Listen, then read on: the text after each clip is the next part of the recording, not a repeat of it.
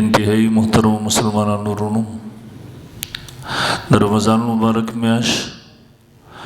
ډیر بابرکت میاش ده. دغه میاش کې الله رب ذوالجلال د بندګانو د پاره ډېرې فایدې ایښې دي. د مسلمان شان بداوي چې د الله هر یو حکم بغیر د چو او چرا نه مني. ځکه محترمو زمونږ او ستاسو حیثیت هغه د الله د بندګانو د غلامانو دی او د یو بنده او غلام دا حیثیت نوي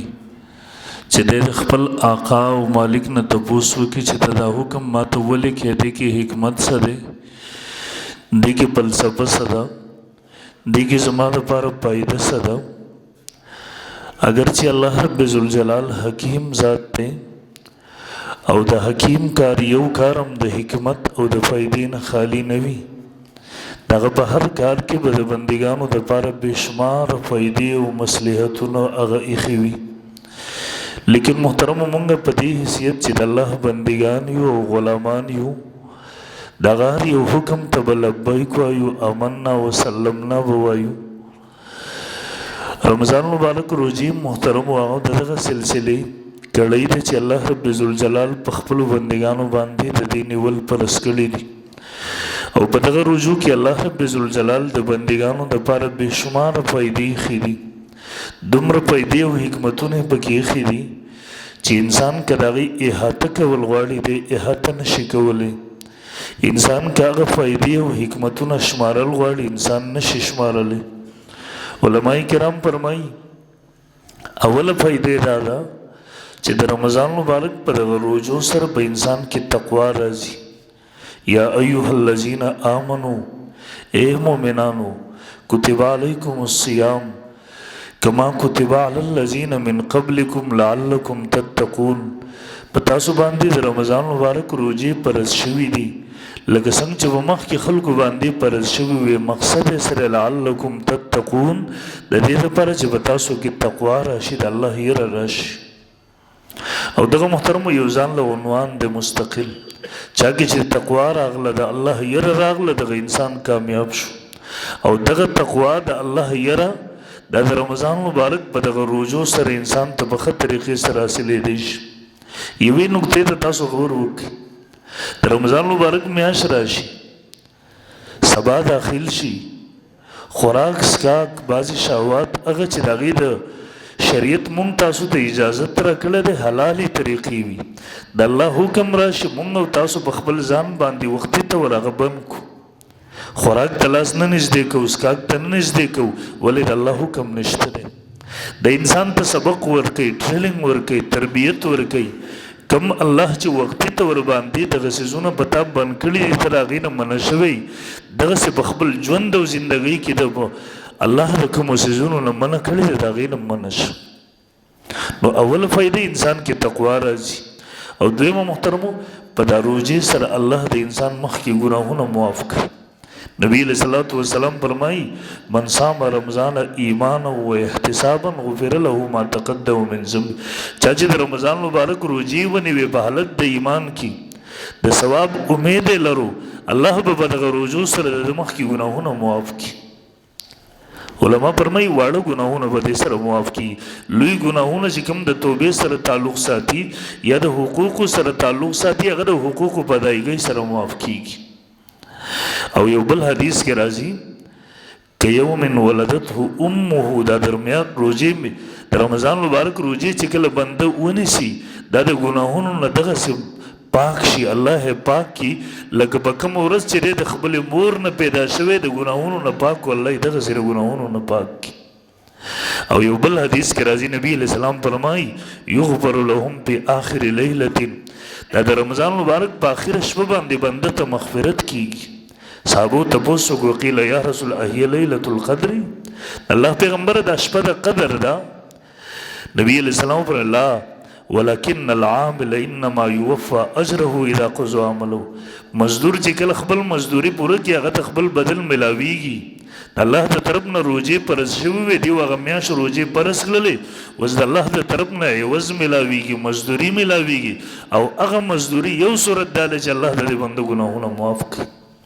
نو دویمه فایده دا شوله چې الله رب ذوالجلال د انسان ګناهونه په دا روزو سره معاف کړي. علماء یو مثال ورکوي، یو سړی که ډېر بخیله وي، انسان د ده په دروازه راشي، د پوره یوه میاشت وټکوي، بالاخر به ورته همدې راوځي، هغه د ضرورت به پوره کړي. نو مونږ که د الله دروازه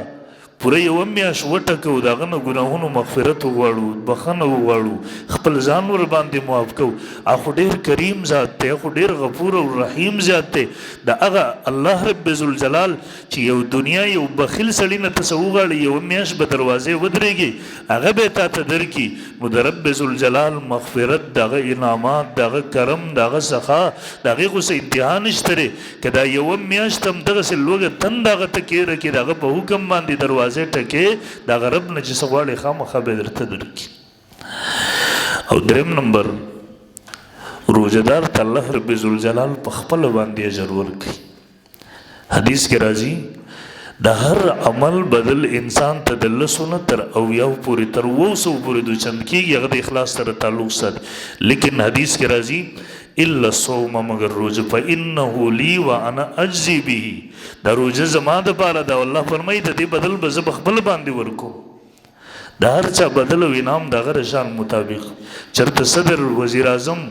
گورنر بدل ورکوي، هغه د هغه د شان سره تعلق ساتي. لیکن رب ذوالجلال فرمایي دا روزه زما دپاره ده، د دې بدل به زه بدن ته په خپل باندې ورکوم. او نبی علیه السلام به وفرمایل، ویل الله فرمایي دی بنده زما دپاره خپل خوراک او شهوتونه من اجلي زما د وجې نه پرېښي، نو الله فرمایي چې زما دپاره د هر څه پرېښي بدل به ورته به زه ورکوم. نو چې کله د الله د طرف نه بنده ته د دې بدل ملاویږي او په خپل رب ذوالجلال ورکوي، بیا به د هغه د کرم، د هغه د انعاماتو د ورکړې څه حالات وي. څلورم نمبر، علما فرمایي دا روژه د بنده لپاره شفاعت کوي، سفارش ذریعه ګرځېږي. یو حدیث کې راځي دا روژه او قرآن، د ورځې انسان روژه ونیسي، د شپې په منځ کې انسان قرآن مجید ولولي، د هغې تلاوت وکړي. الصیام والقرآن یشفعان للعبد یوم القیامه، دا دواړه به د بنده لپاره سفارش کوي. یقول الصیام ای ربي، دا روژه به وایي ای ربه ما د ورځې د خوراک او د شهواتو نه منع کړی، په شفعنی بي، زما سفارش قبول کړه د مبارک. او دغه به قرآن هم وایي یا الله ما د ورځې دی د په تراویح کې قرآن اورېدلو، قرآن یې ویلو، ما د خوب نه منع کړی، په شفعنی بي، زما سفارش قبول کا. حدیث کې راځي د دواړو سفارش به قبول شي، الله به قبول کړي. نو څلورم دا روژه به د بنده لپاره د قیامت په ورځ د جهنم د اور نه سفارش کوي، او د قرآن او د روژې د دواړو سفارش به قبلېږي، الله رب ذوالجلال به له دې سفارش قبلوي. پنځم نمبر، د دې روژې په ذریعې سره الله رب ذوالجلال بنده ته د جهنم د اور نه نجات ورکوي.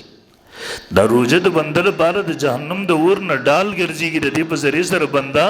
هغه د جهنم د اور نه ورته خلاصۍ میلاویږي. نبی علیه الصلاۃ والسلام فرمایي د هر روژه ماتې په وخت کې الله رب ذوالجلال د جهنم د اور نه جهنمیانو ته خلاصۍ ورکوي، ازادي ورکوي. لله عند كل فطر اتقاء من النار، د روژه ماتې په وخت کې الله ډېر خلک د جهنم د اور نه ازادي. یو بل مختلف قسمه روایت پکې راغلي، یو حدیث کې راځي د هر روژه ماتې په وخت کې 10 لاک خلک الله د جهنم د اور نه ازادي ورته ورکوي. جهنم ورته واجب شوی و، الله د جهنم د لیسټونو نه دغه سړي نوم وویستلو، دا په جنتیانو په لیست کې شامل شو. او په دا اخره ورځ باندې چې څومره په دا ټوله روژه کې آزاد شوي وو، دا ټول راجمع کې هم دغومره مقدار سره په اخره کې آزاد شي، یعنی 30 لاک کسان په دا اخره روژه باندې الله آزاد کړي. نو که زه روژه نیسم، زه به د الله نه امید دغه ساتم، بلکې یقین به ساتم، ځکه د هغه خپل پیغمبر په خوله باندې موږ سره وعده کړې ده چې د دغه روژه ماتې په وخت کې الله دغه روژهدار ته د جهنم د اور نه ازادي ورکړي. نو موږ به امید ساتو چې په دغه روژې سره الله رب ذوالجلال د جهنم د اور نه موږ ته ازادي راکړي. او شپږم نمبر فایدې دا ده، علما فرمایي په دا روژې سره انسان د جهنم د اور نه لرې کېږي، او یا کالو فاصلې هم له لرېواله د جهنم نه راځي. نبی علیه السلام وفرمیل من صام یوما فی سبیل الله بعد الله وجهه عن النار 70 خریفا، څوک چې د الله په لاره کې یوه ورځ روژه ونیسي فی سبیل الله نه مراد یا خو انسان د الله په لاره کې دی، جهاد کوي د الله په لاره کې، تبلیغ ته تللی دی، طالب العلم دی. یا علما فرمایي د فی سبیل الله نه مراد دا دی چې خالص د الله د رضا دپاره دی. یوه ورځ روژه ونیسل، نبي رسول بعد الله وجهه عن النار، الله به د مخ د جهنم د اور نه 90 کاله فاصلې پورې لرې کړي. او بل حدیث کې راځي نبی علیہ الصلوۃ والسلام پر من صام یوما فی سبیل الله جعل الله بینه وبین النار خندقا کما بین السماء والارض. چا چې د الله په لاره کې یا د الله د رضا دپاره خالص د الله دپاره یوه ورځ روژې ونیوله، الله به د ده د جهنم د اور په منځ کې یو خندق فاصله پیدا کړي. او یو خندق فاصله د ځمکې او د اسمان په منځ کې چې څومره فاصله ده. نو د روژې په ذریعې سره انسان د جهنم د اور نه لرېوالی ورته ملاویږي، او څوک چې د دغه نه بچ شو خو کامیاب شو. اوم نمبر فائدې دا د علما فرمایي د روژې په وجه باندې انسان جنت ته داخلېدو مستحق ګرځېږي. نبی علیہ الصلوۃ والسلام فرمایي هلته به دروازې وي، د روژهدار ته به ویل کېږي چې په کومه دروازه ته غواړي جنت ته داخل شي. یوه دروازه چې ریان ورته ویل کېږي دا به په خصوصیت سره د روژهدارو دپاره تیاره شوي. فی الجنة 8 ابواب فیها باب یسمى الریان لا يدخل الا الصائمون. یوه دروازه به د ریان په نوم باندې په دې باندې منه داخلېږي، مګر صرف روژهدار به داخلېږي، بل څوک به په دې نه شي که بل څوک داخلېږي به منع کولی شي، واپس چې دا د روژهدارو دپاره ده. او اتمه فائدې دا ده دا روژهدار به د قیامت په ورځ د دې حشر به د صدیقینو او د شهداو سره کېږي. یو صحابي د عمرو ابن مره الجوهاني رضی الله تعالی عنہ نبی علیہ السلام ته یو کس راغی، د الله پیغمبر که زه دا عمل وکم ماته به څه بدل ملاویږي، زه دا عمل وکم ماته یو عمل یې وایو. اخره کې ورته وایي د الله پیغمبر که زه روژې ونیسم او زه تراویح وکم، د تراویح لمونځ وکم، قیام رمضان وکم، نو فممن انا د الله پیغمبر زه به د چا نه یم؟ نبی علیہ السلام جواب ورکو من الصدیقین والشهداء، تبر صدیقین او د شهداو نه الله بستا اثر د صدیقین او شهداو سره.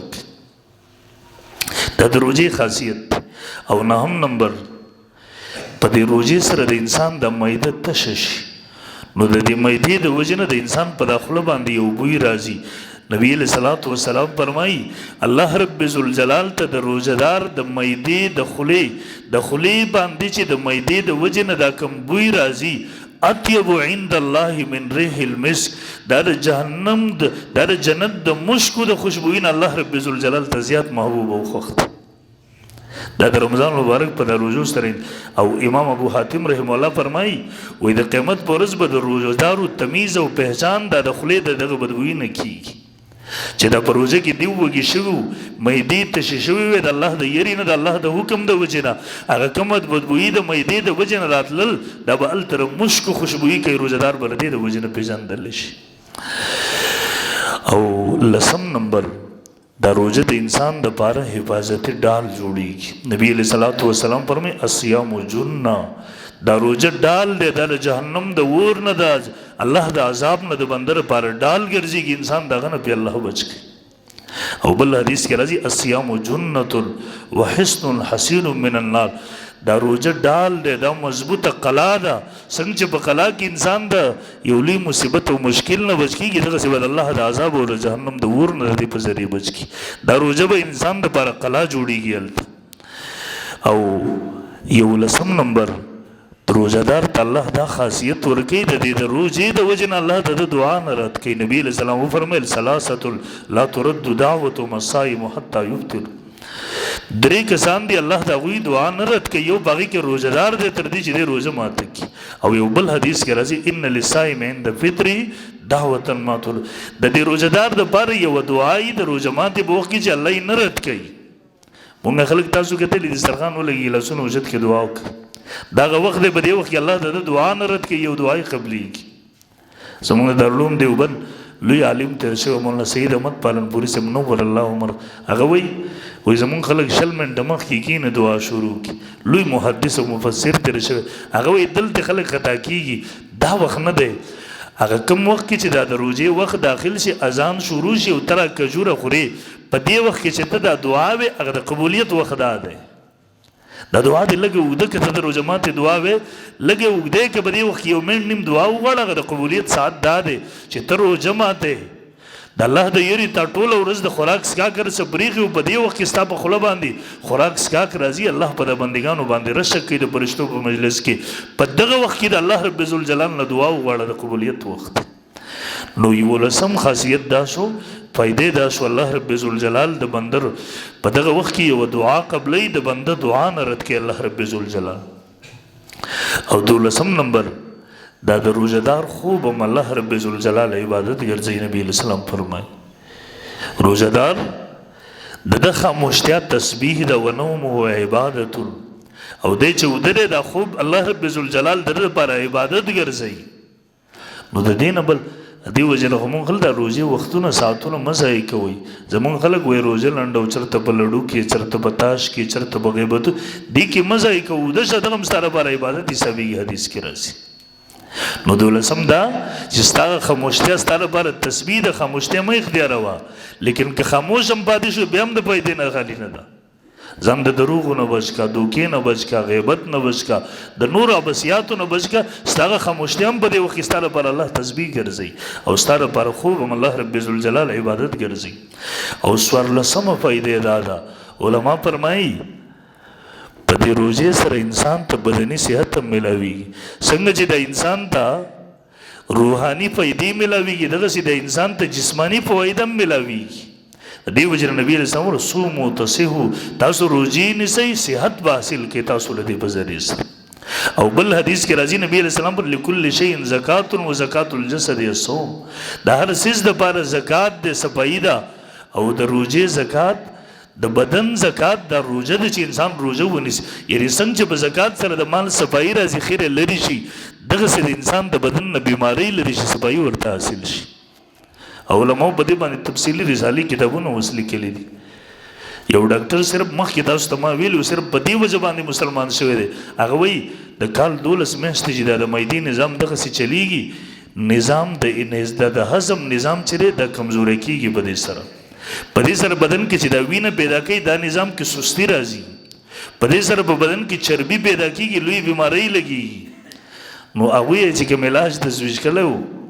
تحقیق او ریسرچ کړو ول چې انسان د خپل معمولات بدل کی کال کی کم از کم یو میاشت بزان باندې لوګه تند تیر کی نو په دې سره باغ نظام د هضم هم صحیح شي په دې سره باغ د مېدی بورینګ وشي په دې سره باغ د وینې پیدا کېدو هغه نظام هم برابر شي په دې سره باغ زیاتی چربی هم ختم شي بعضی غیر مسلمو چې هغه ډاکټرانو د مسلمانانو د روزې د نظام وکړو په دغه سره کلمه ویل مسلمانان شو ول او د دې دین یو عمل هم د دنیا فائدو حکمتونو نه دی خاطي خو مونږ تاسو ته محترم نشي اصله راغي وجه دا وی مونږ چې روزه ماته تمکین دومره سو خورو زمون خیال دی چې چرته دومره بیا خو سهار پوری خو زیدې نه جو بیا په پښمنۍ کې بیا خورو او د دې وجه نه خروجي را چرته وګه نه سمته نو کوم خورګه ته وګه تګې شوې خوشاله شاغې تا یو خو دې الله په سیاج حسابي دویم هغه فائدې ته تحصیلي په روزه سره علما فرمایي بلکې ډاکټران د دې خبره اقرار کوي چې واقعا په دې روزو سره د انسان د بدن ته جسمانی طاقت ملاويږي صحت نصیب کیږي که انسان واقعي د روزو د خیال وساتي او په صحیح معنی سره روزي ونسي یو لس میاشت د انسان بدن ته طاقت ملاويږي او د انسان بدن نه بری سره بیماری لري کیږي زمونږ اسلاف او کبیر وبا دومره لوګي تیرولې په دروځ کې معمولی خوراک بس پر معمولی دغه عمر به وخړل چې په دې سره د خپل عبادت وکړي شي نور کله کله به دغه عمر حتی مورسل چې ودرېدو قابل بنو بدن به انتهایی کمزور شو دا څومره کمزورتیا چې راغله یو لس میاشتې د ته پیدا درکړي نو بهرحال پنځلسمه فائدې دا ده د قیامت په ورځ به چې کله حساب کتاب شروع شي د عرش د لاندې به دسترخوان لګېدلی قسمه خوراکونه به یو خاص طبقه به هغه به د عرش د لاندې په دسترخوان باندې ناسې خوراکونه به کوي هلته بس خلک تپوس کې دا څوک دی مونږ له حساب کتاب کې لګیا یو دې ته وګوره د بلا بچو ته وګوره د عرش د سوري د لاندې ناستې به دسترخوانونه په مزې خوراکونه کوي نو دیو ته به جواب میلاو شي دا روزه دار دنیا کې روزه تاسو روزي نه ویني ولې تاسو حساب کې مصروف وئ تاسو د روزو احترام نه وکړي، خیال هم نه وساتلې، دا روزدار دي الله د یری روزي نیولې وي، دلته خلک حساب کتاب کې مشغوله دي، دیو د حساب کتاب نه بیغمه دي، الله رب ذوالجلال د دیو ملمستوب کوي، د عرش د سوري د لاندې ویل ته دیو ته دسترخوان وړلې خوراکونه وکړي. او ولسم شپړسمه پیدې دا ده په دا روزې سره علما فرمایي حدیث کې راځي که انسان روزه ونیسي په دا ورځې ورته د روزې په حالت کې مر راشي، یې روزه ماته کړې ده د شپې ورته مر راشي، دا انسان به ډایرک د جنت مستحق ګرځېږي، الله به جنت ته بوځي. تر دومره پورې علماو لیکلي دي سخت کال انسان روزې ونیوي، روزې ونیوي، د روزو احترام یې وکړو، خاطر یې وکړو، په دغه کال باندې دی وفات شو، په دې کال د روزې نیولې وي، الله به د رمضان د دغه روزو د وجې نه په دې کال کې چې دی وفات شو د جنت مستحق وګرځي. په روزه کې وفات شو د جنت مستحق، د دې روزې په شپو کې وفات شو د جنت مستحق، دومره اثر دی د دې روزو چې روزې نیولې وي په دې کال کې وفات شو، بیا به الله د جنت مستحق ګرځي. او ولسمه فائدې دا ده علما فرمایي ګوره کله انسان به ډېر اعمال کړي لیکن د قیامت په ورځ به دی راشي په ده باندې به د چا حق وي، د سره به بل الله به د ده نه هغه ثوابونه اجرونه واخلي، د چا حق چې پې و هغه صاحب حق ته به ورکړي. تا به ډېرې صدقې کړي، تا به ډېر منځونه کړي، تا به ډېر تلاوتونه کړي، تا به ډېره صله رحمي ډېر نیکوي به دې کړي، هغه نیکۍ به درنه الله واخلي، هغه صاحب حق ته به ورکړي. لیکن حدیث کې راځي دا روزه دغسې عمل دی چې دا به د دې بنده د الله سره محفوظ وي، دا به د ده نه د یو چا په بدل کې هم نشي اخیستی کېدی، دا به د ده لپاره محفوظ وي. دا د دې روزې خاصیت دی، دا د دې روزې دې وجه نه محترمو د روزو دومره زیات فواید علما ذکر، جسماني فواید دي، روحاني فواید دي، خو محترمو چې موږ د روزو خیال وساتو، دا د روزې یو ساعت دا یو لمحه دومره قیمتي ده، کم از کم که د روزې دا یو لمحه موږ په ثواب کې مشغوله نه کړو نو چې د ګناه نه خو یې وساتو که نه. مخکې زه ما تاسو ته ویلې شهر الله دا د الله میاشت ده، د دغه میاشت قدر دې وکړو الله به د عزتونه درکړي،